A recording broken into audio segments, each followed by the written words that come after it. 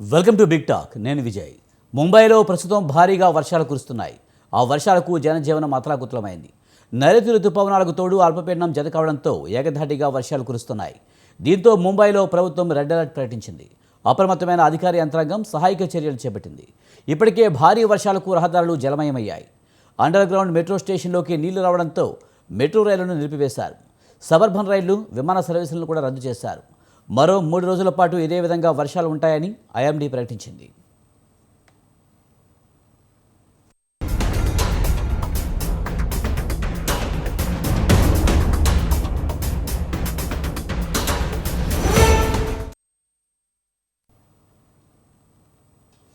నైరుతి రుతుపవనాల రాకతో పలు రాష్ట్రాల్లో భారీగా వర్షాలు పడుతున్నాయి. మహారాష్ట్రలో కుండపోత వర్షాలకు జనజీవనం స్తంభించిన పరిస్థితి. రైళ్లు, విమాన సర్వీసులు అన్నీ కూడా రద్దయ్యాయి. ముంబై నగరం పూర్తిగా అంధకారంలోకి వెళ్తుంది. పేరుకే మహానగరం కానీ మౌలిక సదుపాయాల కల్పనలో మాత్రం అంతంత మాత్రంగానే ఉందంటూ కూడా విమర్శలు వినిపిస్తున్నాయి. దీనిపై మనతో మాట్లాడేందుకు డాక్టర్ అందే సత్యం గారు, విశ్లేషకులు, అలాగే ప్రొఫెసర్ లక్ష్మణరావు గారు, డిజాస్టర్ మేనేజ్మెంట్ నుంచి. ముందుగా డాక్టర్ అందే సత్యం గారు, నమస్తే అండి. నమస్తే అండి సార్, కుండపోత వర్షాలకైతే ముంబై మహానగరం అయితే అతలాకుతలమైంది, స్తంభించిపోయింది. మెట్రో సహా రైళ్లు, విమానాలు అన్ని సర్వీసులు కూడా రద్దయిన పరిస్థితి. పేరుకే మహానగరం కానీ సదుపాయాల్లో మాత్రం శూన్యమనే విమర్శలు వినిపిస్తున్నాయి. ఏమంటారు? ఇవాళ మన సిటీసు అనేక సమస్యలతోటి బాధపడుతున్నాయి. దీనికి ఒకేసారి మోడర్న్ మాస్టర్ ప్లాన్లు లేవు. ఇంగ్లాండ్ బ్రిటిషర్స్ పరిపాలన కాలం నుంచి అప్పటికప్పుడు ఇంప్రూవ్ చేసుకుంటూ వస్తున్నారు. కాబట్టి కొత్తగా కట్టుకునేటువంటి సిటీస్లను అయితే మాస్టర్ ప్లాన్ ఉంది. ఉదాహరణకు అహ్మదాబాద్ కాకుండా గాంధీనగర్ కట్టుకున్నారు వాళ్ళు. అట్లా ఒక మోడర్న్ ప్లాన్ అమలు చేసే అవకాశం ఉంది. ఇటువంటి మోడర్న్ ప్లాన్స్ తోటి ఎక్కువగా ఇప్పుడున్నటువంటి దాంట్లో చైనాలో, జపాన్లో ఇటువంటి సిటీస్ డెవలప్ చేసుకుంటున్నారు. మన దేశంలో కూడా ఇవాళ ఉన్నటువంటి ప్రతిదానికి old Bombay, new Bombay, old Hyderabad, new Hyderabad, అట్లాగే హైదరాబాద్ సైబరాబాదు, ఇట్లా అనేకమైనటువంటి డెవలప్మెంట్స్ వస్తూ ఉన్నాయి. దీనికి ప్రధానంగా ఒకటి, డెవలప్ అవుతున్నటువంటి కంట్రీస్లో ముఖ్యంగా ఇంకా ఇన్ఫ్రాస్ట్రక్చర్ ఫెసిలిటీస్ ఉన్నాయని చెప్పేసి ఇండస్ట్రీసు, ఫారెన్ ఇన్వెస్ట్మెంటు, తర్వాత డొమెస్టిక్ ఇన్వెస్ట్మెంట్, వీటితోటి ఇండస్ట్రీస్ ఎక్కువ వస్తున్నాయి. తర్వాత అర్బన్ లైఫ్లో అన్ని ఫెసిలిటీస్ ఉండటంతో ఇవాళ అవుట్ మైగ్రేషన్ ఉంది. అంటే రూరల్ నుంచి సిటీస్కి ఇన్ మైగ్రేషన్ ఉంది. ఇలా ఇన్ మైగ్రేషన్, అటు ఇండస్ట్రియలైజేషను, వీటన్నిటి వల్ల ఇవాళ మోడర్న్ స్ట్రీట్స్ ఎట్లా డెవలప్ అవుతున్నాయో అట్లాగే మురికివాడలు కూడా ప్యారలల్గా డెవలప్ అవుతూ వస్తున్నాయి. ఇప్పుడు మనం బాంబేలో కానీ హైదరాబాద్ కానీ ఎక్కడైనా నాలాలు మునిగిపోయినాయి, బజార్లో వరదలు వచ్చినాయి. ఇవన్నీ కూడా మనం చూస్తున్నాం. వర్షాకాలంలో జనరల్గా రైల్వే స్టేషన్లు, విమానాశ్రయాలు అన్నీ మునిగిపోతున్నాయి. కాబట్టి వీటిని ఎప్పటికప్పుడు మోడర్నైజ్ చేస్తే ఈ సమస్య తప్పుద్ది. కానీ వరదలు వచ్చిపోయిన తర్వాత మళ్ళీ యథావిధిగా అట్లాగే స్టాండ్ స్టిల్ ఉంటుంది. కాబట్టి ఎప్పుడు ప్రతి వర్షాకాలం ఈ సమస్యలు ఎదుర్కొంటూనే ఉన్నాం. అందుకని ఇవాళ మీరు చూడండి, ఉదాహరణకి ఎగ్జాంపుల్కు హైదరాబాదు పంజాగుట్ట నుంచి ఓల్డ్ సిటీ వరకు ఒక రకమైనటువంటి నాలాలు ఉంటే, జూబ్లీహిల్స్ నుంచి సైబరాబాద్ వరకు ఒక రకమైన నాలాలు ఉన్నాయి. అంటే మోడర్న్ ఇంజనీరింగు, తర్వాత మోడర్న్ ఫెసిలిటీస్ ఉన్నటువంటి దగ్గర ఈ సమస్య లేదు. 100 ఏళ్ల నుంచి, 150 ఏళ్ళ నుంచి, 200 ఏళ్ళ నుంచి ఉన్నటువంటి నాలాలు ఉన్నటువంటి స్థితిలో ఆక్రమణలకు గురైనవి.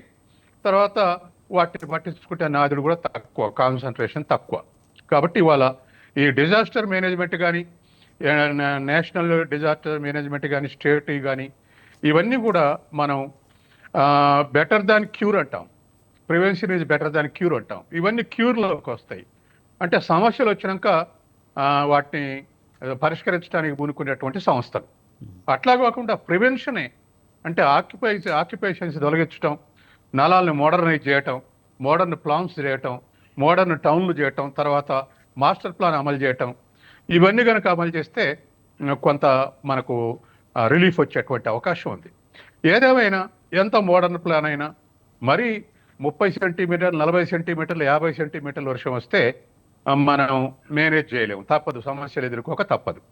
కానీ మన సిటీస్లో 10 సెంటీమీటర్స్, 15 సెంటీమీటర్స్కే మొత్తం బజార్ల వరద వచ్చి ఆగుతుంది. నాలాల ఫెయిల్యూరే కారణం. తర్వాత మరొకటి కూడా ఏమిటంటే, మేనేజ్మెంట్ విషయంలో కూడా చాలా నిర్లిప్తత ఉంది. ఇవాళ హైదరాబాద్లో 22,000 మంది పారిశుద్ధ్య కార్మికులు ఉంటే అందులో 18,000 మంది ఇవాళ రెగ్యులర్ కాదు. రెగ్యులర్ ఉన్న వాళ్ళు 3-4 వేల మంది మధ్యనే రెగ్యులర్ పారిశుద్ధ్య కార్మికులు ఉన్నారు. మిగతా వాళ్ళంతా అవుట్ సోర్సింగ్కి ఏం అకౌంటబిలిటీ ఉంది? వాళ్ళకి ఇచ్చే జీతాలకు చేసే పనికి సంబంధం ఏముంది? కాబట్టి ఇవాళ ఇంటటో ప్లాన్ అమలు జరగాలి, మాస్టర్ ప్లాన్ ఉండాలి, ఇంప్లిమెంటేట్ చేసే యంత్రాంగం కూడా ఉండాలి. ఆ యంత్రాంగాన్ని నిర్లక్ష్యం చేస్తే ఇటువంటి సమస్యలు ఎదుర్కోవాల్సి వస్తుంది.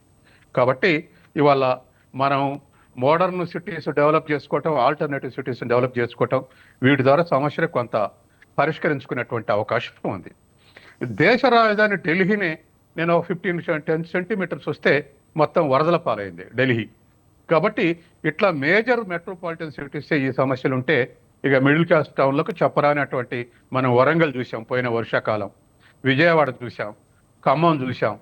ఇవన్నీ కూడా అసలు ఉండటానికి వీలైనటువంటి పరిస్థితులు సృష్టిపోయినాయి.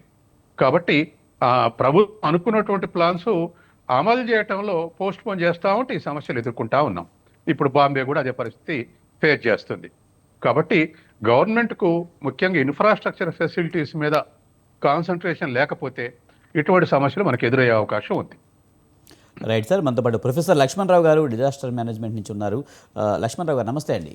నమస్తే అండి. సార్, ఎలా చూడాలి? ముంబై దేశ ఆర్థిక రాజధానిగా చూస్తూ ఉంటారు, పిలుస్తుంటారు. మరి వర్షాలకు చిన్న వర్షాలకు కూడా మునిగిపోతుందంటారు. ఇప్పుడైతే నైరుతి ఋతుపవనాల రాకతో కొంచెం ఎక్కువ వర్షపాతం నమోదైన పరిస్థితి ఉంది. జనాభాకు అనుగుణంగా మౌలిక సదుపాయాలు కల్పించడంలో ప్రభుత్వాలు ఫెయిల్ అవుతున్నాయనే విమర్శలు అయితే వస్తున్నాయి. ఎలా చూడాలి? ఇక్కడ బేసిక్గా ప్లానింగ్లో ఉన్న కొన్ని రకాలైన డెఫిషియన్సీస్ వల్ల వచ్చిన నష్టం అండి ఇది.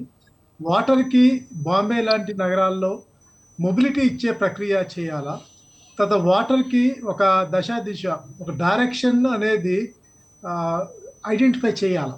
ఇప్పుడు బాంబేకి వచ్చినాడికి 3 sides సీ ఉండి, ఒక సైడ్ హిల్లీ టెరైన్గా ఉండి, అది ఒక డ్రై ల్యాండ్స్కి తీసుకెళ్లే లీడ్లో ఉన్న ఏరియాస్ ఉన్నాయి. అక్కడ ఈ కొండల మధ్య ఒక lagoon of group of water ponds పెట్టి అది టూరిస్ట్ హబ్గా కూడా చేసుకోవచ్చు.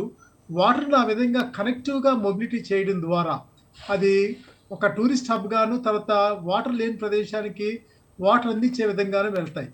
కాబట్టి ఇక మహారాష్ట్ర గవర్నమెంట్ చూడాల్సింది ఏంటంటే 3 డైరెక్షన్స్లో ఉన్నది వాటరు, అది లో ప్రొఫైల్లో ఉండడం వల్ల సముద్రంలోకి వెళ్ళి మళ్ళీ రివర్స్లో వచ్చే వ్యవస్థ ఉంది. కాబట్టి దీనికి ఒక హైడ్రాలిక్ మిషనరీ పెట్టుకొని వాటర్ని పంపింగ్ చేసే వ్యవస్థ, అంటే ఈ రోజున మనకి పవర్తో సంబంధం లేకుండా ఒక మ్యాగ్నెటిక్ ఇంటర్ఫేస్డ్, ఒక battery interfaced high and pumping systems వచ్చినాయి.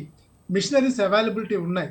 వాటికి మనం బేస్ పెట్టుకొని వాటర్ని ఏ విధంగా ఏ డైరెక్షన్లో మూవ్ చేయాలా, వాటర్కి మొబిలిటీ ఇచ్చే ప్రక్రియ కావాలా, ఏ విధంగా మనం ట్రాఫిక్కి, ఏ విధంగా ఎయిర్కి, ఏ విధంగా వాటర్కి మన మొబిలిటీ ఇవ్వాలనే దానికి ఒక ప్లానింగ్ ప్రక్రియ కావాలా. ఎస్పెషల్లీ వాటర్కి కనుక చూస్తే లాంగ్ రన్గా చూస్తే మాత్రము హైడ్రాలజిక్ సైకిల్ని బ్యాలెన్స్ చేసుకునే వ్యవస్థ కనుక మనం కరెక్ట్గా ప్లాన్ చేస్తే క్లౌడ్ యొక్క మొబిలిటీ కానీ, క్లౌడ్ యొక్క ఇంటెన్సిటీ కానీ, క్లౌడ్ యొక్క ఓరియంటేషన్ మనం కంట్రోల్ చేయగలుగుతాం. ఈ హైడ్రాలజిక్ సైకిల్ ఎప్పుడైతే బ్యాలెన్స్ అవుతుందో ప్రతి సిటిజన్ కూడా ఒక గ్రీన్ బాడీని డెవలప్ చేసుకునే వ్యవస్థ. గత పాలకులు, గత గవర్నమెంట్, ఇప్పుడు గవర్నమెంట్లో కూడా ఏదో 10 కోట్ల చెట్లు మేము నాటామని చెప్పడము, దాన్ని ఏదో డెవలప్ చేసామని చెప్తున్నారు. అలా కాదు, కానీ దీన్ని ప్రైవేట్ పార్టిసిపేషన్లో ఖచ్చితంగా గ్రీన్ డెవలప్మెంట్ చేయాలా, ఖచ్చితంగా వాటర్ పాయింట్స్ ఎక్కడెక్కడ పెట్టాలా, వాటర్కి ఎక్కడ మొబిలిటీ ఇవ్వాలనేది. ఇది ఓల్డ్ సిటీ అని కాదు, న్యూ సిటీ అని కాదు, ప్రతి చోట హైడ్రాలిక్ మిషనరీ ఈరోజున అవసరం ఉంది. ఎందుకంటే న్యూ సిటీలో బిల్టప్ ఏరియా డెవలప్ అయినప్పుడు దాని యొక్క టెరైన్ సెన్సిటివిటీ అనేది కోల్పోతుంది. కాబట్టి ఈ యొక్క రోడ్స్నే బేస్ పెట్టుకొని, రోడ్ గ్రేడియంట్నే బేస్ పెట్టుకొని దానికి ఇంటిగ్రేటెడ్గా ఈ యొక్క pipe line system, storm water network ఎక్స్క్లూజివ్గా ఉంచాలా, దానికి పంపింగ్ సిస్టమ్ పెట్టాలా, దానికి అనుగుణమైన ఫిల్టరింగ్ టెక్నిక్స్, దానికి అనుగుణమైన డైరెక్షనల్ లీడ్ ఇవ్వాలా. తర్వాత బిల్టప్ ఏరియాలో ఉన్నప్పుడు వాళ్ళ ఇళ్ల మీద పడిన వాటర్ని వాళ్ళు ఆ దరిదాపు ఏరియాస్లోనే ఇంకింపు చేసుకునే ఒక లోకల్ ఏరియా ప్లానింగ్ ఉండాలా. హెవీగా వచ్చిన ప్రతి వాటర్ని కూడా మొబిలిటీ ఇచ్చే ప్రక్రియ చేయాలా. ఇప్పుడు హైదరాబాద్ సిటీకి చూస్తే మీకు రీజనల్ రింగ్ రోడ్కి అలాంగ్ రీజనల్ రింగ్ రోడ్డు ఒక 500 to 600 water tanks with a radius of 100 meters లేకపోతే ఒక 50 meters వాటర్ ట్యాంక్స్ పెట్టుకొని సర్క్యులేటరీగా మనకున్న ఇన్నర్ రింగ్ రోడ్ కానీ, అవుటర్ రింగ్ రోడ్ కానీ, రీజనల్ రింగ్ రోడ్ కానీ ఒక రేడియల్ రోడ్స్ ఏ విధంగా ఉన్నాయో వాటర్ కూడా కనెక్టివిటీ ఇచ్చుకుంటూ మొబిలిటీ ఇస్తే ఏ విధంగా సక్సెస్ అవుతామో అదేవిధంగా బాంబేకి మాత్రము 3 సైడ్స్ క్లోజ్ ఉంది. 3 sides sensitivity of terrain encouraging గా లేదు కాబట్టి దానికి పంపింగ్ సిస్టమ్ పెట్టుకొని వాటర్ని ఇమీడియట్ గా మొబిలిటీ ఇవ్వాలా. It can go beyond the boundaries. అంటే ఏ విధంగా మనకి ఇప్పుడు పాకిస్తాన్ కానీ బంగ్లాదేశ్ కానీ వేరే దేశాల నుంచి వస్తున్న వాటర్, చైనా నుంచి కానీ వస్తున్న వాటర్ని ఏ విధంగా డైవర్ట్ చేయాలా, ఏ విధంగా మనము దాన్ని సర్క్యులేట్ చేయాలని చూస్తున్నామో అస్సాం కూడా ఇదే పరిస్థితి అండి. అస్సాం కూడా వచ్చే వాటర్ని సర్క్యులేటరీ క్రమంలో ముందుకు తీసుకెళ్తే మాత్రము ఈ ఫ్లడ్స్ నుంచి బయటకు పడతాము. అది నా బేసిక్ గా insight is with fractal city for urban water mobility, ఆ రీజనల్ వాటర్ మొబిలిటీకి ఇవ్వాలా. రూరల్కి అనుసంధానం చేస్తే సక్సెస్ అవుతాము. గ్రీన్ బాడీస్ డెవలప్ చేయడం ద్వారా ఈ ప్రక్రియకి మంచి లీడ్ వస్తుందని నా ఉద్దేశం అండి. ఇది గవర్నమెంట్ చేయాల్సిన పని కాదు. గవర్నమెంట్ ఒక లీడ్ ఇచ్చి ప్రైవేట్ పార్టిసిపేషన్ తోటి ప్రతి సిటిజన్ని ఒక ఒక రెస్పాన్సిబుల్ పర్సన్ గా క్రియేట్ చేసే ఎంకరేజ్మెంట్స్ చేయడం ద్వారా ఈ యొక్క ప్రక్రియకి సక్సెస్ అవుతుంది నా ఉద్దేశం అండి. దాంతోపాటు డిబేట్లో పాల్గొనడానికి ప్రొఫెసర్ సుందర్ రామయ్య గారు పర్యావరణ వ్యక్తమంతా ఉన్నారు, ఆయనతో మాట్లాడదాం. సుందర్ రామయ్య గారు నమస్తే అండి. సార్, కుండపోత వర్షాలకైతే ముంబై అయితే మహానగరం మొత్తం కూడా మునిగిపోయిన పరిస్థితి, రైళ్లు విమానాలు అన్నీ కూడా రద్దయిన పరిస్థితి. సార్, చిన్నపాటి వర్షానికి కూడా మునిగిపోయే పరిస్థితులు మెట్రోపాలిటన్ సిటీస్కి ఎందుకు వస్తున్నాయి? ఇంకా మిగతా మెట్రోపాలిటన్ సిటీస్ పరిస్థితి ఏంటంటారు? కాంక్రీట్ జంగిల్ అయిపోయింది ముంబై. మనకన్నా అడ్వాన్స్డ్ సిటీ చెప్పుకోవడానికి మెట్రోపాలిటన్ సిటీ అని అనుకుంటున్నాము. చాలా అడ్వాన్స్డ్ బిజినెస్ ఏరియా అనుకుంటున్నాము. వీటన్నిటిలో చాలా ముందుందని కూడా చెప్పుకుంటున్నాం. భారతదేశంలో ప్రథమ ద్వితీయ స్థానాల్లో ఆర్థిక అవలంబన పొందిన ఏరియా అది. సో దాంట్లో నేచర్ అట్మాస్ఫియర్ చేంజెస్ అనేవి అనేక రకాలుగా మార్పులు చెందుతూ ఉన్నాయి. ఇప్పుడు ప్రస్తుతానికి కాంక్రీట్ జంగిల్ దీనిలో మాన్సూన్ టైం అనేది as per law June 7th కానీ June 8th నుంచి కానీ మనకు మాన్సూన్ ప్రారంభం అవ్వాలి. ఒక్కొక్కసారి అది డిలేడ్ అయితే మాత్రం June 15th నుంచి మనకి స్టార్ట్ అవుతుంది. బట్ ఈ ఇయర్ June 26కే ముంబైకి ఒక మాన్సూన్ ఎఫెక్ట్ అనేది డైరెక్ట్ గా మనకు చూపించినట్టు మనకు అర్థం అవుతుంది. సో యాజ్ పర్ నార్మ్స్ 108 అంటే దాదాపు 107 సంవత్సరాల కిందటి వర్షపాతం ఇది కొన్ని రికార్డులు అనుసరించి కనుక మనం చూస్తే. సో 107 సంవత్సరాల కిందట కూడా ఇలాంటి పరిధి ఒకటి మనకి పర్యావరణంలో మనకి నమోదు అయింది అనే ఒక రికార్డు మనం ప్రభుత్వం ద్వారా కానీ మేనేజ్మెంట్ టీం ద్వారా కానీ ప్రజలకి మనం తెలియజేసినట్లయితే ఈ ఎన్విరాన్మెంట్ ఎఫెక్ట్ లో ఉండే రికార్డుని చిన్నగా మనం దాన్ని ఎలా తగ్గించుకోవాలి, ఏమేమి చేయాలనే దాన్ని కూడా పర్యావరణ రహితమైన కొన్ని విధానాల్ని మనం ఆపేసినప్పుడు ఈ గ్లోబల్ వార్మింగ్ హిట్ అనేది తగ్గిపోతుంది. దీనివల్ల ఇలాంటి ఉధృతాలు, వాతావరణ ప్రకోపాలు, ఉధృతాలు అనేవి సమాజం మీద పడకుండా ఉంటాయి అనేది ముఖ్యమైన ఆలోచన. ఈ ఆలోచనని ఎన్నో సంవత్సరాల నుంచి మనం అవలంబిస్తున్నప్పటికీ కూడా ఈ రోజు కూడా మనం ఎయిర్ క్లియరెన్స్ అంటే సరి అయిన గాలిని మనం పీల్చుకోలేకపోతున్నాం. సమతుల్యమైన నీటిని అంటే నీరు అనేది చాలా మంచి ప్రాణం, అంటే శరీరానికి ప్రాణశక్తిని అందించే ముఖ్యమైన ధాతువులు అది కూడా ఒకటి. అలాంటి వాటర్ను కూడా మనం తీసుకోలేకపోతున్నాం. ఇప్పుడు అదే నీరు మనం ప్రాణాలని తీసే స్థాయికి ఎదిగి ఒక వరదని సృష్టించి అనేక రకాల బీభత్సాలని, కుంభవృష్టి కలిగిన వర్షపాతంతో అనేక రకాలైన జాతీయ విపత్తుల్లో భాగంగా మనకి ఇది ఈ రోజు దగ్గరగా కనిపిస్తూ ఉన్నది. దీనికి ప్రధానమైన సమస్య ఏంటంటే గ్లోబలైజేషన్ తో పాటు డెవలప్మెంట్స్ తో పాటు అంతా కాంక్రీట్ మయం అవ్వటం, దానికి ఎర్త్ అబ్జార్ప్షన్ అనేది, అంటే పడిన నీరు పడినట్లు భూమి కనుక పీల్చుకోగలిగితే ఒక 45% అట్లీస్ట్ అబ్జార్ప్షన్ కెపాసిటీ అనేది ఖచ్చితంగా ఉంటుంది.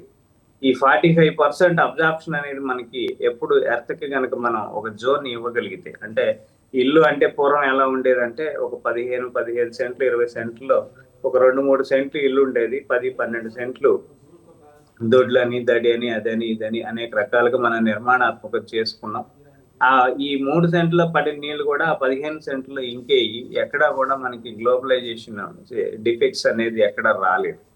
బట్ ఇప్పుడు మారుతున్న కాలంలో మనం అంతా కూడా మోడర్న్ టెక్నాలజీ వైపు వెళ్ళిపోతా ఉన్నాం. వీటి పట్ల ఆసక్తులు అవుతున్నాం, వాటినే వాడుతున్నాం. వాటి వల్ల ఏమవుతోంది, ఎర్త్కి, సాయిల్కి వాటర్ అబ్జార్ప్షన్ చేసుకునే సిస్టమ్ అనేది కాంక్రీట్ అనే ఒక మెటీరియల్ అడ్డొస్తుంది. దీనివల్ల అనేక రకాల విపత్తులు అంటే భూమిలో కూడా జరుగుతున్నాయి. భూమిలో కూడా ఏం జరుగుతున్నాయి అంటే ఇదే మ్యాగ్నెటిక్ వేవ్, దీని వాటర్ అబ్జార్ప్షన్ కెపాసిటీ లేకపోవటం, ఎర్త్ డ్రై అయిపోవటం, అదే విధంగా ఒకేసారి వాటర్ కండక్టివిటీ అనేది ఒక ప్లేస్ లోంచి ఇంకొక ప్లేస్ షిఫ్ట్ అవటము, ఈ టెక్టానిక్ ప్లేట్స్ కి మూమెంట్స్ కి ఇది కూడా కొద్దిపాటి సాంద్రత స్వభావాన్ని చూపిస్తుంది అనే దాన్ని మనం అనేక రకాల రీసెర్చెస్ లో కూడా మనం తెలుసుకుంటూ ఉన్నాం. వీటి వల్ల కూడా ఏం జరుగుతుంది, అల్టిమేట్ గా భూమిలో జరిగే మార్పు మనం చేసే తప్పు వల్లే ఎక్కువ జరుగుతుంది. మనం చేయకపోతే భూమిలో ఆ మార్పులే లేవు. అట్లీస్ట్ ఫారెస్ట్ లో మనకి ఎట్టి పరిస్థితుల్లో కూడా ఇలాంటి మార్పులు ఎట్టి పరిస్థితుల్లో మనం చూడలేం. ఎందుకు అంటే భూమిలో ఎప్పుడు అబ్జార్ప్షన్ ఉంటుంది, ఎక్కడా కూడా మనకి వరదలు వచ్చినాయి, పొంగిపోయినాయి, ఎత్తు పల్లాలైన కొండ ప్రాంతాలు తీవ్రమైన బాగా ఒత్తిడికి గురయ్యే జోన్స్ తప్పితే ఎక్కడా కూడా వాతావరణ పరిస్థితుల్లో మనం ఉద్రిక్తతలను ఎదుర్కొన్నట్లు మనకి రికార్డ్ ఎక్కడా లేదు. పూర్వీకుల నుంచి కూడా మనం ఒకసారి పరిశీలించినట్లయితే ఇప్పుడు ఒక చిన్న పాటి వర్షానికి మనం మోన్సూన్ స్టార్ట్ అయిపోయిన మొదటి రోజు లేకపోతే ఫస్ట్ వీక్ లోనే మనకి ఇంత డిఫెక్టివ్ మేనేజ్మెంట్, ఇంత డిజాస్టర్ సిస్టమ్ అనేది మనకి ప్రజల్ని భయభ్రాంతులు చేస్తూ ఇబ్బంది పెడుతూ ప్రజల యొక్క పరిస్థితులకి కలంకం అవుతున్నప్పుడు దీని మీద ప్రభుత్వం ఖచ్చితంగా కఠినమైన చర్యలు తీసుకొని దీని సమగ్రమైన అంటే ఏం చేయాలి అనే దాన్ని సమగ్రమైన ప్రణాళికలు చేయాలి. ఆరోపణలు అనేక రకాలుగా చేస్తూ ఉంటాం. ఆరోపణలు కాదు ఇక్కడ కావాల్సింది, నిజ నిర్ధారణ కావాలి.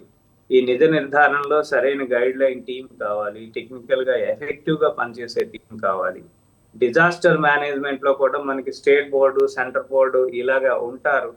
వాళ్ళలో కూడా మనం స్టేట్ బోర్డు కూడా ఒకటి డిజాస్టర్ మేనేజ్మెంట్ మనం నిర్మాణం చేసుకున్నట్లయితే ఎక్కడో సెంటర్ లో ఎన్డీఆర్ఎఫ్ బృందాలు వీళ్ళు వచ్చి ఇవన్నీ జరిగి ప్రాణ నష్టం అంతా నష్టం అయిపోయిన తర్వాత వచ్చి వాళ్ళు ఫైట్ చేస్తే సో వాళ్ళు కూడా ఎక్కడి నుంచో 2000 కిలోమీటర్లు లేకపోతే ఒక 1000 కిలోమీటర్ డిస్టెన్స్ నుంచి వాళ్ళు ట్రావెల్ చేసి రావాలన్నా కానీ కొన్ని క్లిష్టతరమైన పరిస్థితులు కూడా ఎదుర్కొనే పరిస్థితి అక్కడ కనిపిస్తుంది.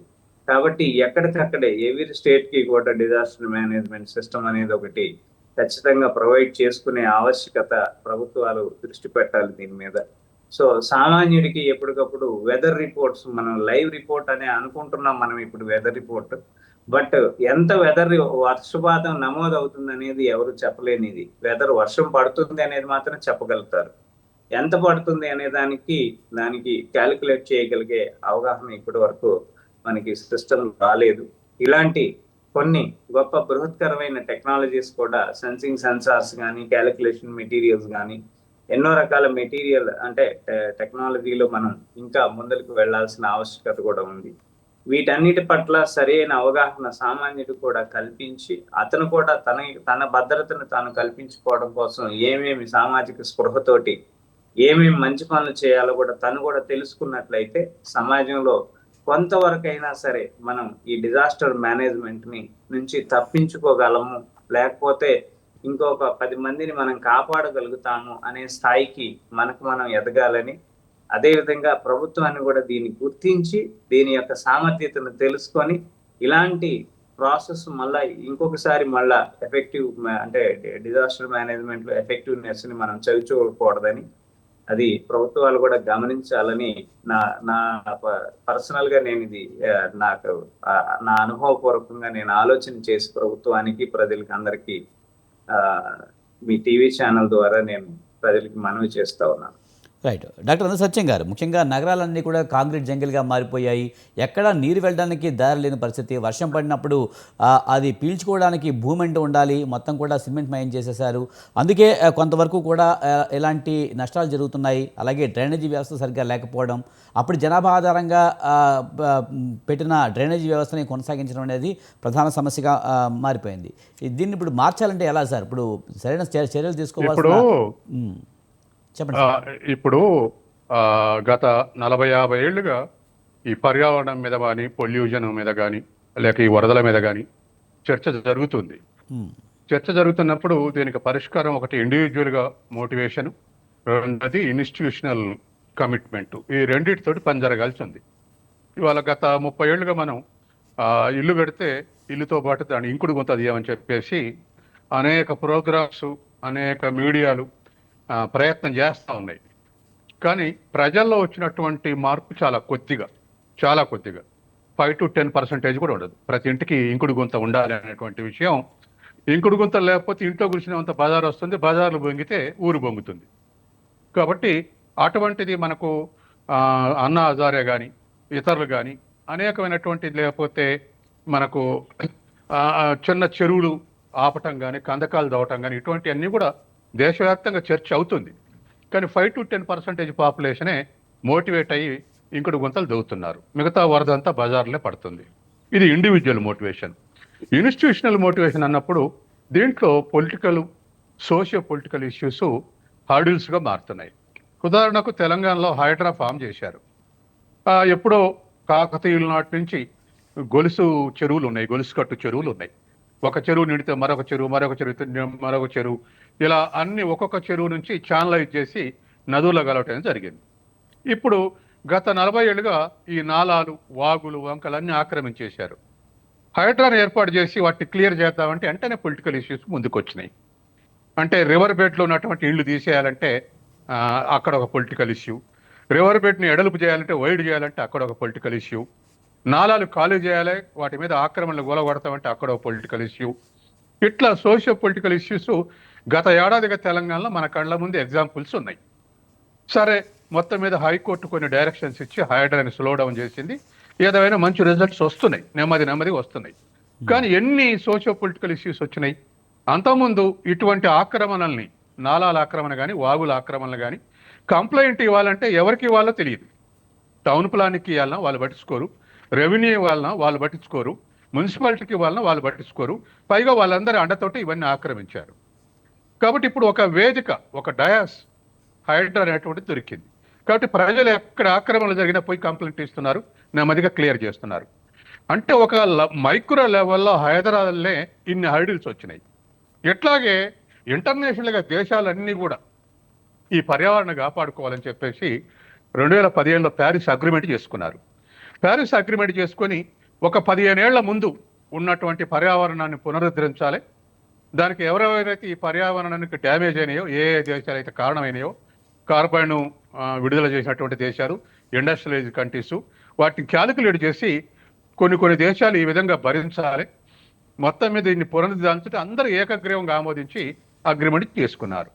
కానీ ట్రంప్ మొదటిసారి అధికారంలో రాగానే ఈ అగ్రిమెంట్ వల్ల మాకు నష్టం, మా దేశానికి నష్టం, మేము బయటకు వస్తామని బయటకు వచ్చేసాడు. బయటకు వచ్చేసిన తర్వాత కౌంటర్ పార్ట్లో బిడెను, నేను అధికారంలోకి వస్తే మొదటి సంతకం అదే చేస్తాం, మళ్ళీ ప్యారిస్ అగ్రిమెంట్లో చేరతామని ఆయన గెలిచాడు, ప్యారిస్ అగ్రిమెంట్లో చేరాడు. మళ్ళీ ఇప్పుడు ట్రంప్ గెలవగానే మళ్ళీ మేము ప్యారిస్ అగ్రిమెంట్లో ఉన్నామని బయటకు పోయాడు. అంటే ఒక ఇంటర్నేషనల్గా అనేక ఇంటలెక్చువల్స్ డిబేట్స్, అనేక ప్రాక్టికల్ ఎగ్జామ్స్, అనేక రీసెర్చ్ ఏరియాస్ అయిన తర్వాత కూడా ఒక ఇంటర్నేషనల్ అగ్రిమెంట్ వైలేట్ చేస్తున్నటువంటి పరిస్థితి మనం చూస్తున్నాం. కాబట్టి ఒక అగ్రగామి దేశం, well developed country, it stood first in world in GDP, ఇటువంటి దేశం ఇట్లా నెగిటివ్గా రియాక్ట్ అయితే అట్లా రియాక్ట్ అయ్యే వాళ్ళు ఇంకొంతమంది బయలుదేరుతారు. ఎంతో ప్రయత్నం చేసి సాధించినటువంటి ఈ అగ్రిమెంట్ని ఇట్లా వైలేట్ చేస్తుంటే ప్రపంచవ్యాప్తంగా డిస్కరేజింగ్ సిచ్యువేషన్ ఫేస్ చేయాల్సి వస్తుంది. అంటే లోకల్ లెవెల్ హైడ్రా నుంచి మొదలు పెడితే ఇంటర్నేషనల్ ప్యారిస్ అగ్రిమెంట్ వరకు ఇటువంటి పొలిటికల్ ఇష్యూస్, సోషల్ ఇష్యూస్ అడ్డం వస్తున్నాయి. ఇప్పుడు మన వాళ్ళు ప్యూర్ సైంటిస్టులు కానీ లేదా సోషల్ ఆర్గనైజేషన్స్ కానీ అనేక మోటివేషన్స్, అనేక ఇప్పుడు ఇల్లిటరేట్ అయినటువంటి ఖమ్మం జిల్లాలో ఆయన వనం రామయ్య 1,000,000 మొక్కలు నాటాడు.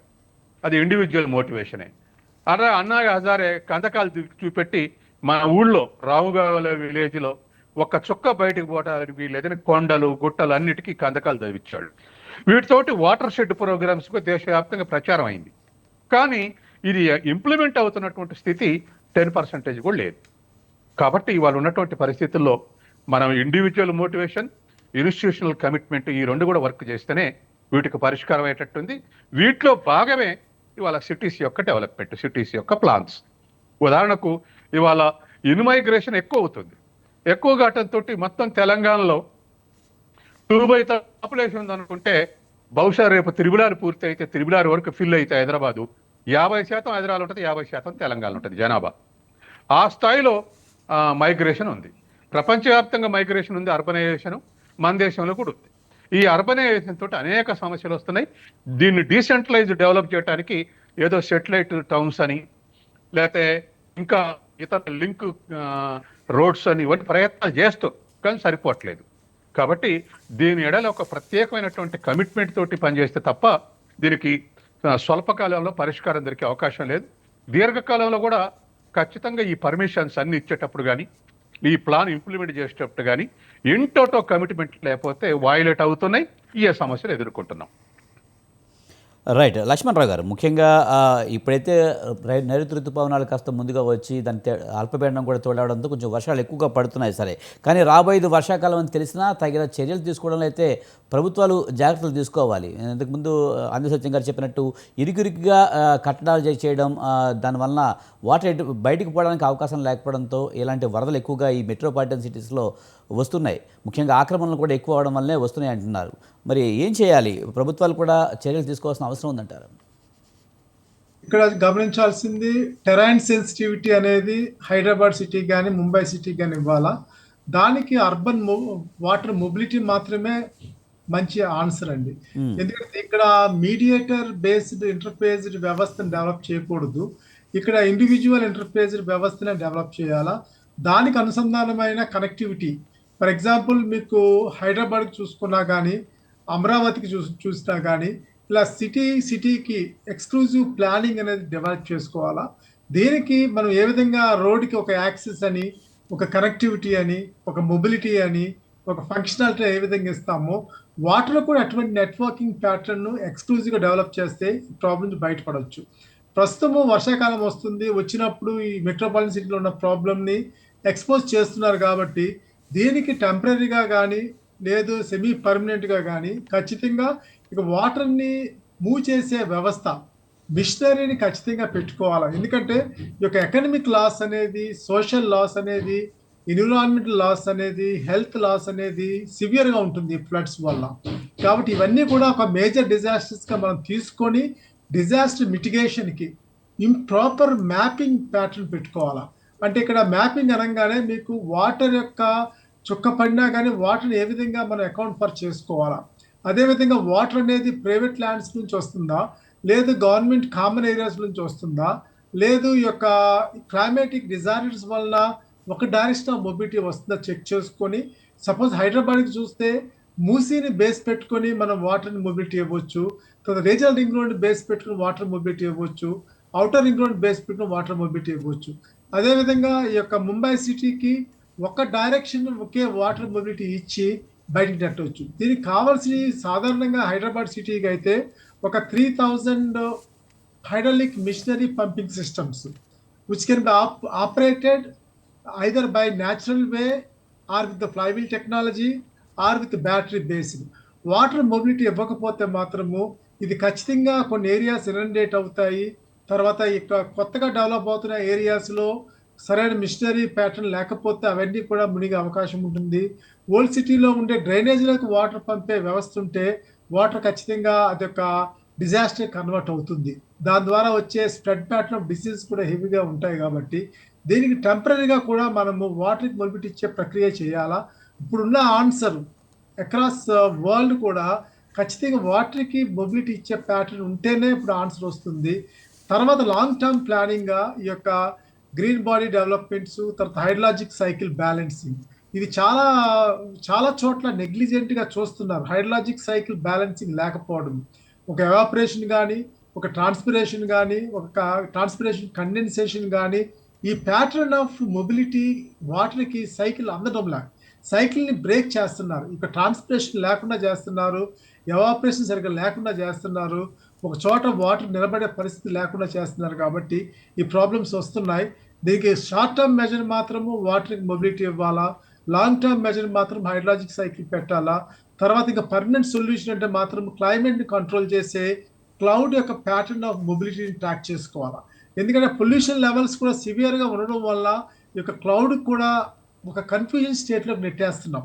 మనకి ఈరోజు వచ్చిన artificial intelligence based train data sets గమనించుకున్నా కానీ దాని ద్వారా ఏ విధంగా అప్పుడు యువత లేదంటే హ్యూమన్ రిసోర్స్ ఏ విధంగా ఒక కన్ఫ్యూజన్ స్టేట్కి వెళ్తున్నారో, ఏ ప్రొఫెషన్కి వెళ్ళాలా, ఏ విధంగా మూవ్ అవ్వాలా, ఏ విధంగా ఛాలెంజ్ మీట్ అవ్వాలో చూస్తున్నారో, అదేవిధంగా క్లౌడ్ కూడా ఒక దశ దిశ అర్థం కాని స్థితిలో ఇక పొల్యూషన్ అనేది టచ్ చేస్తుంది. కాబట్టి ఆ పొల్యూషన్ని ఖచ్చితంగా మనము జీరో లెవెల్ ఎమిషన్స్గా, లేదు పొల్యూషన్ని మింగగలిగే యొక్క కెమికల్ ఇంటరాక్టివ్ కానీ, ఫిజికల్ ఇంటరాక్టివ్ కానీ, బయో ఇంటరాక్టివ్ ఇంటర్ఫేసెస్ చేస్తూ పొల్యూషన్ కంట్రోల్ చేసినా కానీ ఒక ఫ్లడ్ మన చేతిలో ఉంటుంది. మనం ఏ విధంగా కంట్రోల్ చేయాలో మనకి ఒక దిశ వస్తుంది. ఖచ్చితంగా దీనికి ప్లానింగ్ బోర్డు అనేది కావాలండి. డిజాస్టర్గా మనం చూస్తున్నామంటే ఈ వాటర్ వలన, ఎయిర్ వలన, ట్రాఫిక్ వలన యొక్క వచ్చే పొల్యూషన్స్ కానీ, రిస్క్ ఆఫ్ ట్రావెలింగ్ కానీ, రిస్క్ ఆఫ్ ఫ్లడ్ ఇంపాక్ట్స్ని మానిటర్ చేసే ఒక వ్యవస్థ కావాలా. ఖచ్చితంగా డిజాస్టర్ మానిటరింగ్ బోర్డ్స్ కావాల్సిందే.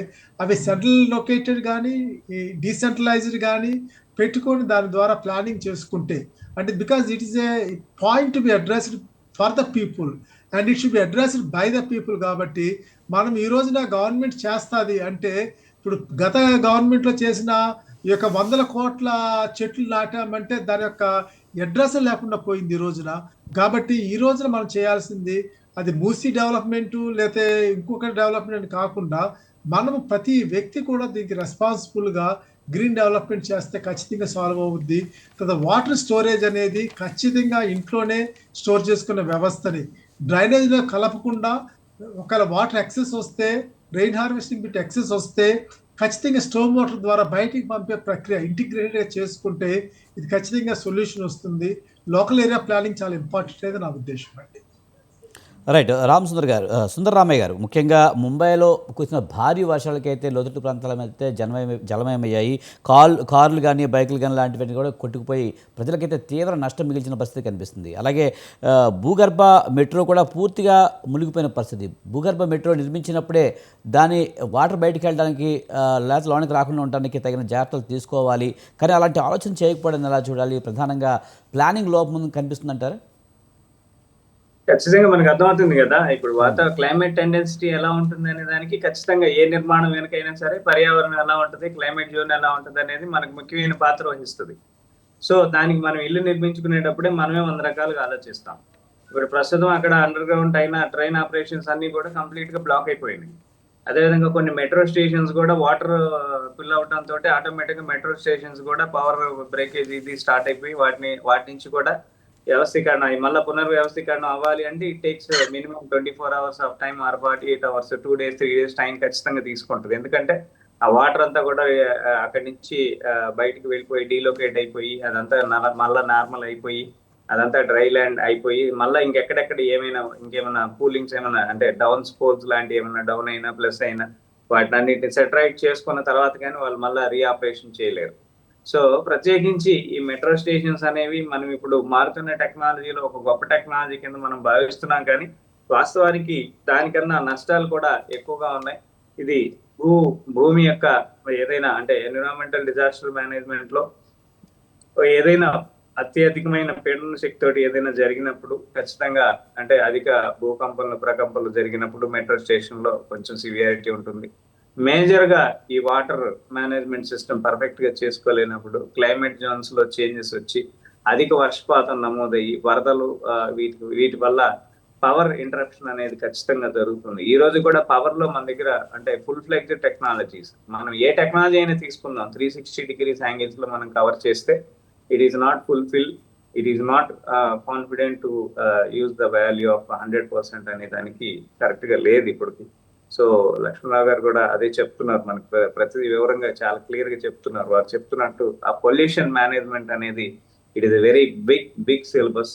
ఎందుకు అంటే రోజుకు కొన్ని లక్షల కోట్ల వెహికల్స్ ఈ భూమి మీద తిరుగుతూ ఉన్నాయి, కార్బన్ డైఆక్సైడ్ రిలీజ్ చేస్తూ ఉన్నాయి.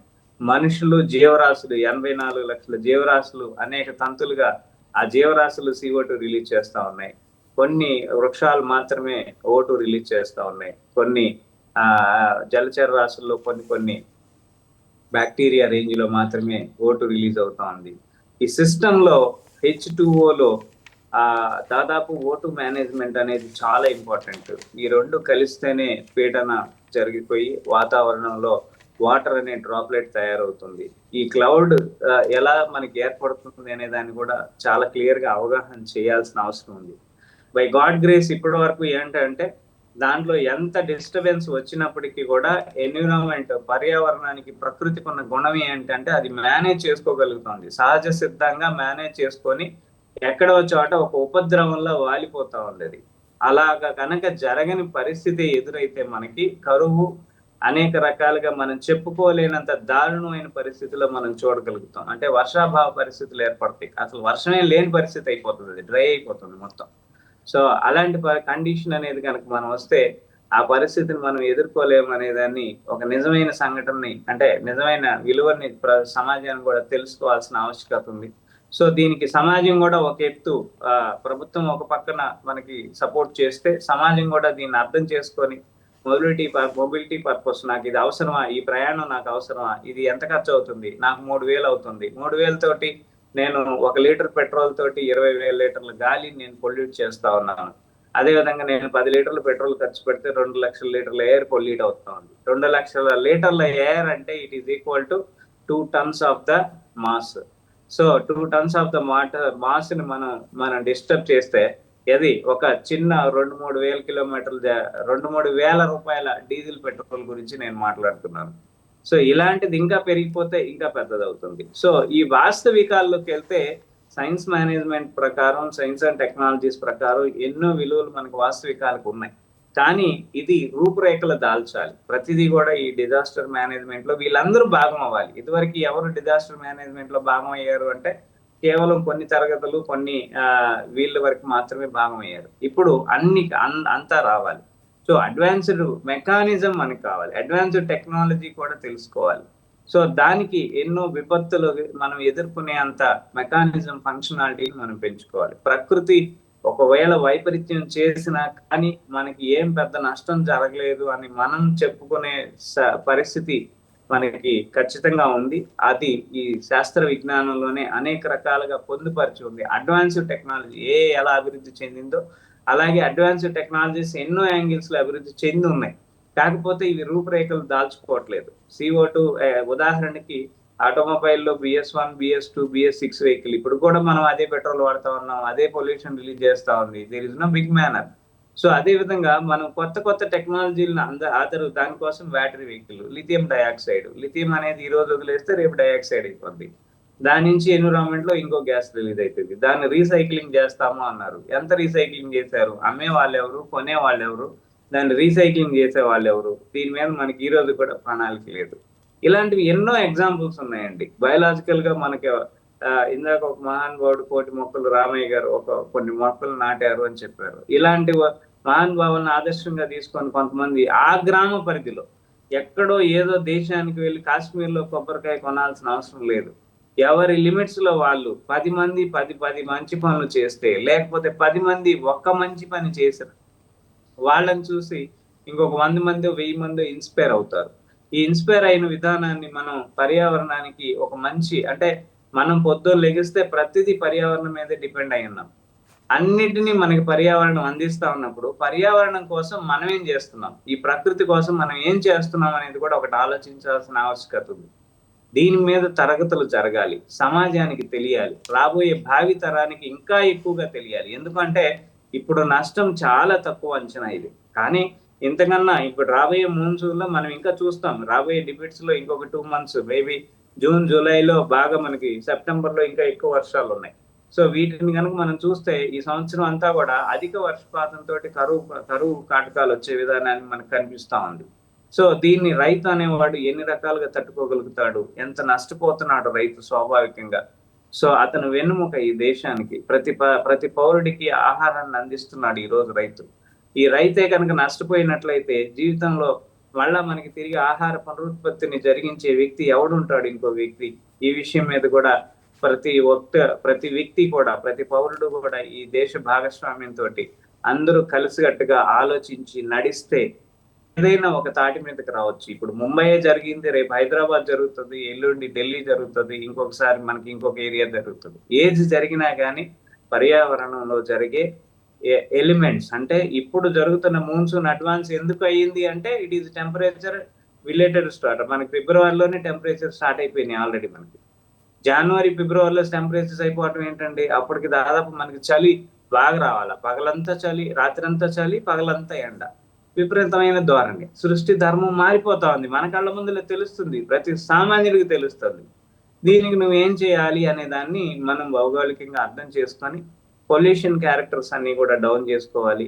అండ్ ఎర్త్ కి నేచర్ కి బాగా కనెక్ట్ అవ్వాలి. ఎర్త్ అబ్జార్ప్షన్ ఏరియాస్ పెంచుకోవాలి. ఇంకుడు గుంతలు అవన్నీ కూడా చిన్న చిన్న చిట్కాలండి. వాస్తవానికి ఇప్పుడు ఏం జరిగింది, అక్కడ ముంబై యొక్క ఏరియా కన్నా 85 టైమ్స్ ఆఫ్ రెయిన్ పడింది అక్కడ. 85 రెట్ల రెయిన్. కాబట్టే అది అబ్జార్ప్షన్ చేసుకునేది దాంట్లో 40% రిమైనింగ్ 60%. 80% బై 60% అంటే 48% ఆఫ్ వాటర్ ఇంకా ఫ్లడ్ రూపంలో ఉంది ఇప్పుడు అక్కడ. ఇది మళ్ళీ అక్కడ సీ పక్కనే ఉంది కాబట్టి సీ అబ్జర్వ్ చేసుకోవాలి. సీ ఒకేసారి తీసుకోలేదు. ఇప్పుడు రేపు అమావాస్య. సో కాబట్టి ఈ అమావాస్య సమయంలో ఆటుపోట్ల యొక్క నియమం ఉంటుంది. కాబట్టి ఇది 1 డే డిలే అవుతుంది. ఈ డిలే అవడం వల్ల పర్యావరణానికి ఎవరికి నష్టం, వాటర్ లో ఎవరుంటే వాడికి నష్టం. మనం విజయవాడలో ఆ సీన్ చూసాం ఆల్రెడీ. లాస్ట్ ఇయర్ అవును, last బాగా విజయవాడ మొత్తం కూడా డ్యామేజ్ అయిపోయింది. సో ఇలాంటి పరిస్థితులు ప్రతి ఏరియాకు వచ్చే ప్రమాదం ఉంది. రేపు మన ప్రాంతంలోనే మనకు కూడా జరగవచ్చు. కాబట్టి వీటి మీద సరి అయిన నిపుణుల యొక్క సలహాలు, సూచనలు, వాళ్ళ యొక్క అంతర్గత నిర్ణయాలను అన్నిటినీ కూడా బహిర్గతం చేస్తూ మనసులో ఏది పెట్టుకోకుండా అన్ని టీమ్స్ కూడా డిజాస్టర్ మేనేజ్మెంట్ లో భాగంగా, డిజాస్టర్ వచ్చిన తర్వాత చేసేది it is not disaster management. Disaster ని మనం రాకుండా చేసేదాన్నే రైట్ డిజాస్టర్ మేనేజ్మెంట్ అంటారని నేను భావిస్తున్నాను. కాబట్టి ఇప్పటి వరకు జరిగిన తర్వాత చెప్పుకుంటున్నాం. ఇంకా రాబోయే తరానికి మనం జరగక ముందులో ఇదిగో ఈ పద్ధతి నుంచి మనం కొంచెం బహిర్గతం అయిపోయాం, దగ్గరకు వచ్చేసాం, ఇదిగో ఇక్కడి నుంచి మనం బయటికి వెళ్ళిపోవాలి అని చెప్పి ముందలనే సూచనలు, సలహాలు అన్ని కూడా మనం ఇంప్లిమెంటెడ్ కనుక చేస్తే అది ప్రభుత్వం వారు ఒక 30-40% మేనేజ్మెంట్ లెవెల్లో ఇంకా ఇంప్రూవ్మెంట్ అవ్వాల్సిన ఆవశ్యకత ఉంది ప్రభుత్వం సైడ్ నుంచి. అండ్ ప్రజల్లో కూడా పరిపూర్ణమైన అవగాహన రావాలి. ఏదో వాళ్ళు వచ్చిన 4 రోజులు అమ్మ ఈ విజయవాడ నాకు వద్దు, అమ్మ నాకు ఈ హైదరాబాద్ వద్దు అని అంటారు, కానీ తర్వాత వారం రోజులకి చెప్పబడిపోద్ది ఆ విషయం, ప్రజల్లో కూడా చెప్పబడిపోద్ది. సో కాబట్టి ఏ పరిధి వల్ల ఈ నష్టం జరుగుతూ ఉంది అంటే పల్ల ప్రదేశాలు ఉన్నాయి, ఎత్తు ప్రదేశాలు ఉన్నాయి. పల్ల ప్రదేశాల వాళ్ళకి ఎక్కువ నష్టాలు వస్తున్నాయి. అది తెలుసు, అందరికీ తెలిసిన వాస్తవమే. నీరు పల్ల మెరుగు, నిజం దేవుడు ఎరుగని పూర్వీకులు ఒక సామెత కూడా పెట్టారు దాని మీద. సో ఆ పల్ల ప్రదేశాలు వాళ్ళు నేను అక్కడే ఉంటాను, నేను ఇదే చేస్తాను. లాస్ట్ ఇయర్ తమిళనాడు తూత్తుకుడి ఈ ఏరియా, కేరళ.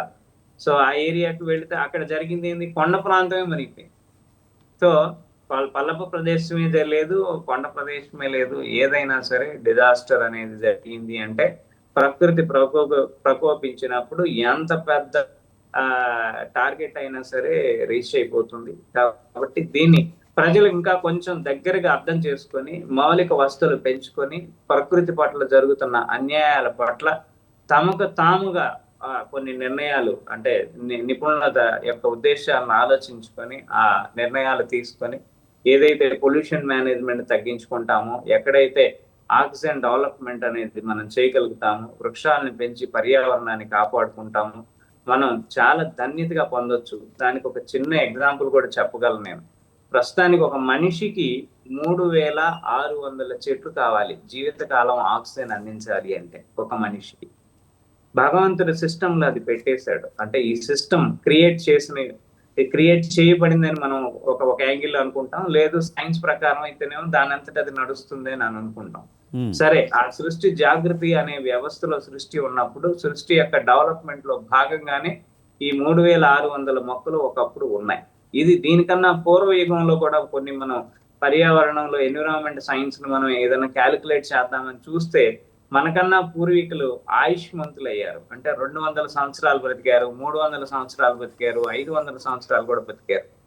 ఇప్పుడు ప్రస్తుతం ఆయుష్మంతులు కాకలేదు. వాళ్ళు ఎక్కడో చోట ఆ యొక్క దీర్ఘాయువుని కోల్పోతా ఉన్నారు. అంటే దాని అర్థం ఏంటి అంటే ప్రస్తుతానికి 3600 మొక్కలు ఉండాల్సిన మన ఆంధ్రప్రదేశ్ లో 300 మొక్కలు కూడా లేవు. 160 నుంచి 180 మొక్కలు ఉన్నాయని పర్యావరణ శాఖ వారే, అంటే సెంట్రల్ మేనేజ్మెంట్ వాళ్ళే మనకి చెప్పారు.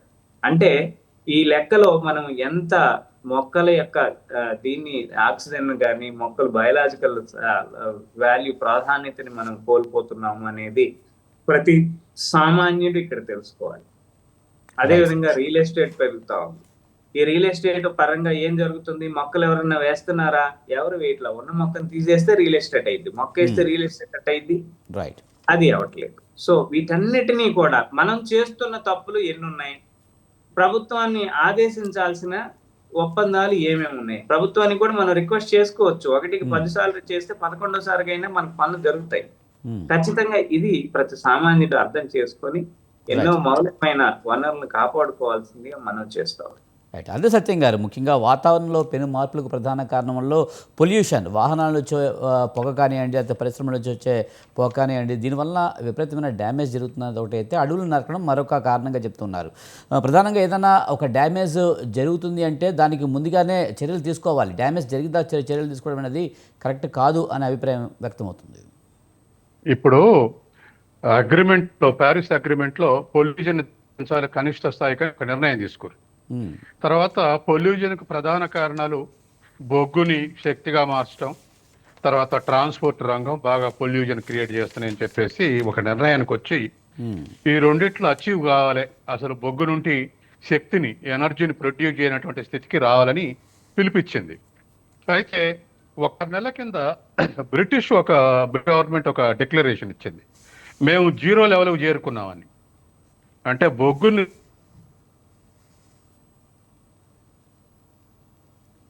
మేము 0 లెవెల్కి చేరుకున్నాం, అయిపోయామని చెప్పేసి ప్రకటించింది. కాబట్టి ఆ స్థాయిలో మనం బొగ్గు నుంచి శక్తిని తయారు చేసేటువంటి దాన్ని డిస్కరేజ్ చేయాల్సినటువంటి అవసరం ఉంది. తర్వాత రెండోది, ట్రాన్స్పోర్ట్ విషయంలో బాగా ఉన్నది, దీనికి ప్రత్యామ్నాయంగా ఎలక్ట్రానిక్ కానీ లేకపోతే ఎలక్ట్రికల్ కానీ ఇవి మనం వాడాలని చెప్పేసి ఒక లక్ష్యంగా పెట్టుకుంటే ఇవాళ నిన్నటి సెన్సస్ ప్రకారం చూస్తే చైనాలో ఎలక్ట్రికల్స్ వెహికల్స్ యొక్క పర్సంటేజ్ 33% చేరుకుంది. అంటే 100 వెహికల్స్లో మిగతా 67 పెట్రోల్ డీజిల్ తోటి నడిస్తే 33 ఎలక్ట్రికల్ వెహికల్స్ నడుస్తున్నాయి. అట్లాగే మన దేశంలో ఇప్పటికీ 12% అచీవ్ అయినాయి, 12% చేరుకున్నాయి. కాబట్టి దీన్ని ఒక ప్లాన్ ప్రకారం, తర్వాత ఒక సింగిల్ ఆబ్జెక్టివ్గా పెట్టుకుని దీన్ని డెవలప్ చేయాల్సినటువంటి అవసరం ఉంది. దీంట్లో అనేకమైనటువంటి పాలసీస్, ప్రభుత్వం ఇచ్చేటువంటి ఎంకరేజ్మెంటు, ఇండస్ట్రీస్కి ఇచ్చే ఎంకరేజ్మెంటు, తర్వాత కస్టమర్కి ఇచ్చేటువంటి సబ్సిడీలు, ఇవన్నీ కూడా ఇన్ఫ్లుయెన్స్ చేసి దాంట్లో మార్పులు తీసుకొస్తాయి. కాబట్టి బ్రిటన్ చూస్తేనేమో 0 లెవెల్కి వచ్చింది, బొగ్గును ఉపయోగించి విద్యుత్ శక్తి తయారు చేసేది. చైనాను చూస్తేనేమో 33% అచీవ్ అయింది. వెల్ డెవలప్డ్ యూరోపియన్ కంట్రీస్ కూడా ఆ లెవెల్కి అచీవ్ కాలే. కాబట్టి ప్రభుత్వానికి ఒక ప్లానింగ్ ఆబ్జెక్టివ్ ఉంటేనే అది సాధ్యమవుతుంది. తర్వాత మూడవది, మన దేశంలో ఫారెస్ట్ పాలసీ 33% అడవి ఉండాలి అని చెప్పేసి ఫారెస్ట్ పాలసీ పెట్టుకున్నాం. కానీ మొన్న ఫారెస్ట్ వాళ్ళ ఇచ్చినటువంటి సెన్సస్ ఏమిటంటే ప్రథమ స్థానంలో ఒరిస్సా, ఛత్తీస్గఢ్ ఉన్నాయి, 3వ స్థానంలో తెలంగాణ ఉంది, 24% అడవులు ఉన్నాయి అంటున్నారు. దేశవ్యాప్తంగా కూడా 22% అడవులు ఉన్నాయి, కానీ వాస్తవానికి థిక్ ఫారెస్ట్ 14% ఉన్నాయని డిక్లేర్ చేస్తున్నారు. అంటే 33% ఉండాల్సినటువంటి అడవులు, నిజమైన అడవులు 14% ఉన్నాయి. ఇలా తరిగిపోతూ ఉంటే దీనికి కారణం మనుషులే. కాబట్టి ఇవాళ గత 30 yearsగా సస్టైనబుల్ డెవలప్మెంట్ అని చెప్పేసి ఒక పిలుపిచ్చారు అన్ని రాజకీయ పార్టీలు, అన్ని ప్రభుత్వాలు, లేదా అన్ని దేశాలు కూడా.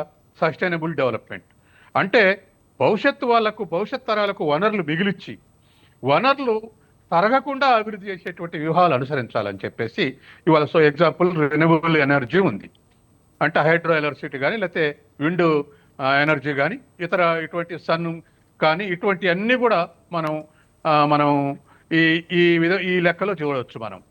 కాబట్టి ఇటువంటి అన్నిట్లో కూడా ప్రభుత్వం యొక్క పాలసీస్ ఎంకరేజింగ్ ఉండాలి, దానికి స్పందించే విధంగా మనం ప్రజల్ని కూడా తయారు చేసుకోవాల్సినటువంటి అవసరం ఉంది. కాబట్టి ఇవాళ పర్యావరణాన్ని రక్షించడానికి మనం వరల్డ్ వైడ్గా ఏ లిటరేచర్ చేసినా, ఎంత స్పెషలిస్ట్ రాసినా ఒకవైపు అడవుల పెంచటం, ఇంకోవైపు పొల్యూషన్ అడికట్టేటువంటి మెజర్స్ ఏమేమి ఉన్నాయో అవి చేయటం, ఈ 2 ఆల్టర్నేటివ్స్ కూడా ఒకేసారి అమలు చేస్తున్నటువంటి పరిస్థితి మనం అచీవ్ కావాల్సినటువంటి అవసరం ఉంది.